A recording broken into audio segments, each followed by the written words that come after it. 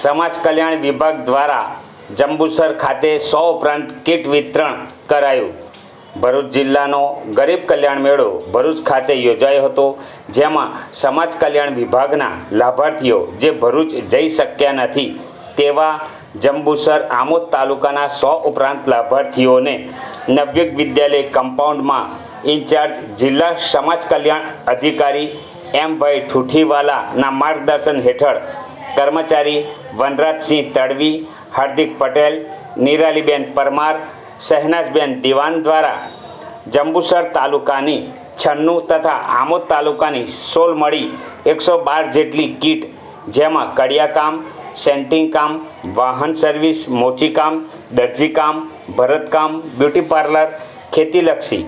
Electric, લુહાર, કુંભારી કામની 16 લાખ ઉપરાંતની કિંમતની kit વિતરણ 4:30ના અરસામાં કરાયું હતું। કીટ વિતરણ સમયે મોટી સંખ્યામાં લાભાર્થીઓ ઉમટી પડ્યા હતા।